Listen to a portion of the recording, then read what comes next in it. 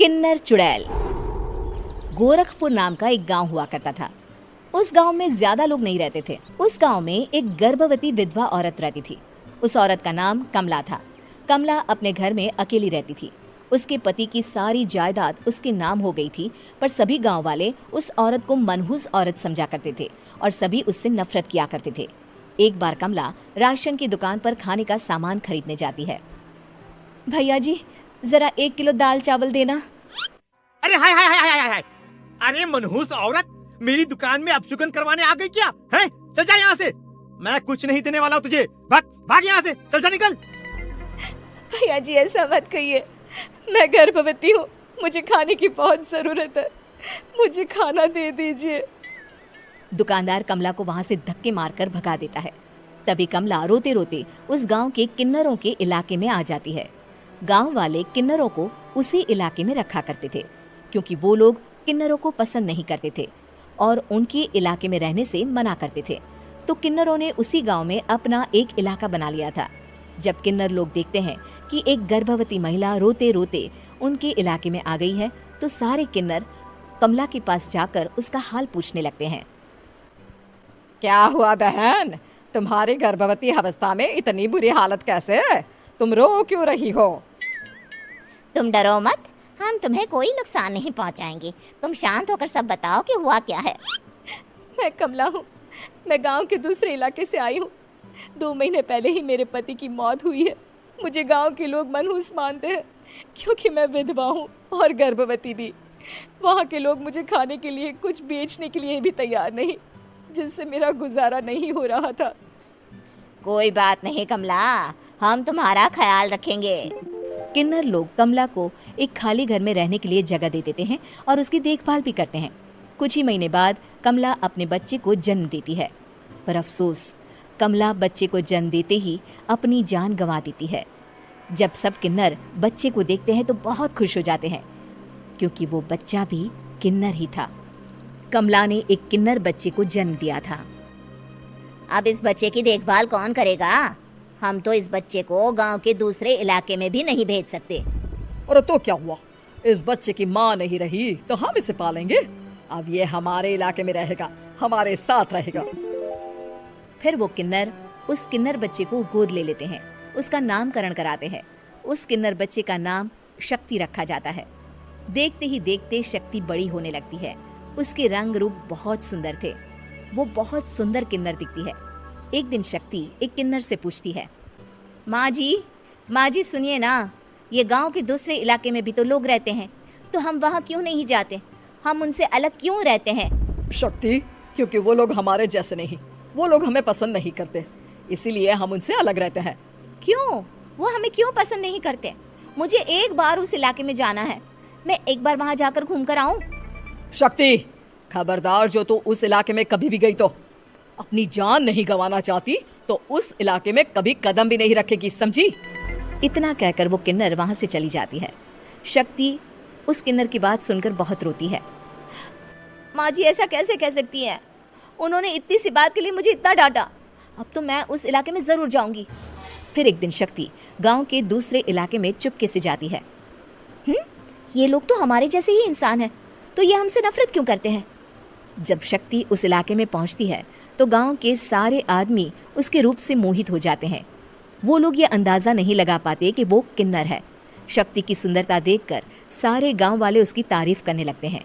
तभी गांव का चक्कर लगाने गांव के जमींदार का बेटा हर्ष वहां पहुंचता है। हर्ष भी दिखने में बहुत सुंदर होता है। जब हर्ष ने शक्ति को देखा तो वो भी उससे मोहित हो गया, और जब शक्ति की नजर हर्ष पर पड़ी तो वो हर्ष को देखकर मोहित हो गई। आपको पहले कभी इस गांव में देखा नहीं।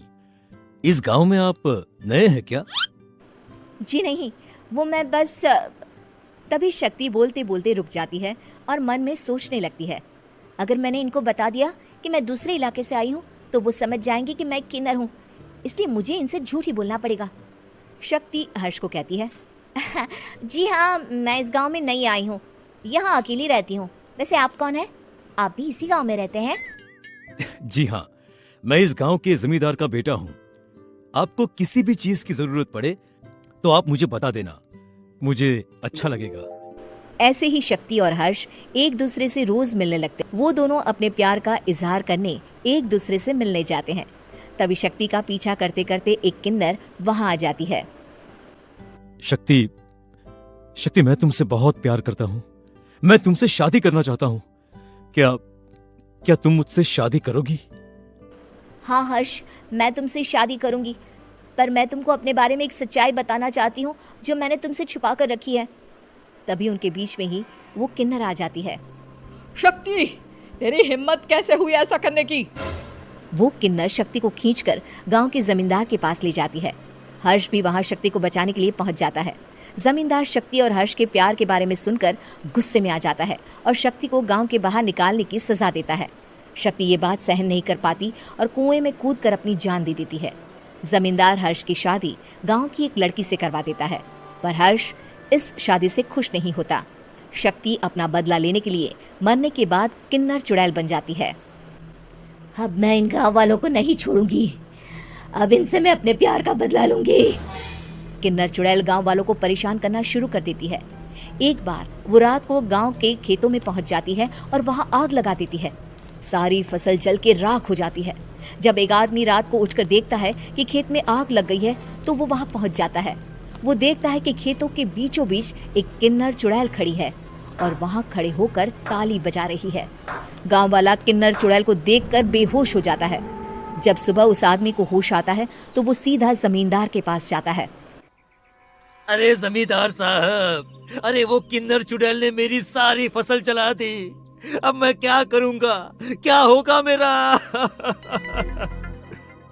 जमींदार चुड़ैल किन्नर का नाम सुनते ही सब कुछ समझ जाता है। अब वो बहुत डर जाता है। उसी रात को जब जमींदार डर के मारे अपने कमरे में सो नहीं पाता, तभी वहां अचानक से किन्नर चुड़ैल आ जाती है। किन्नर चुड़ैल जोर जोर से जमींदार के आगे खड़ी होकर हंसने लगती है और ताली बजाने लगती है। जमींदार उस डरावनी किन्नर चुड़ैल को देखकर बहुत डर जाता है। तूने मेरे साथ बहुत बुरा किया, अब मैं तुझे जान से मार दूंगी। नहीं नहीं नहीं नहीं नहीं, मुझे माफ कर दो, मुझे मत मारो। मैं कभी ऐसा दोबारा नहीं करूंगा। अब तुम जो बोलोगी वही मैं करूंगा। ठीक है, मैं चाहती हूँ कि किन्नर इलाका गांव के इलाके से जुड़े और गांव का कोई भी आदमी किन्नर समाज से द्वेष ना करे, उससे नफरत ना करे, नहीं तो मैं सारे गांव को मार दूंगी। और तुम गांव में एक नया कानून बनाओ कि अगर किसी ने भी किन्नर समाज को हानि पहुंचाने की कोशिश भी करी या इनसे भेदभाव करने की भी कोशिश करी तो उनको कड़ी से कड़ी सजा मिलेगी। हाँ हाँ हाँ हाँ, मैं ऐसा ही करूंगा। तुम जो बोलोगी वो मैं करूंगा, पर मुझे जाने दो प्लीज। तब वो किन्नर चुड़ैल वहां से चली जाती है। गांव का जमींदार किन्नर चुड़ैल का कहा मानते हुए दोनों इलाकों को एक कर देता है और नया कानून भी लागू कर देता है। तब से वहां किन्नर समाज और बाकी गांव वाले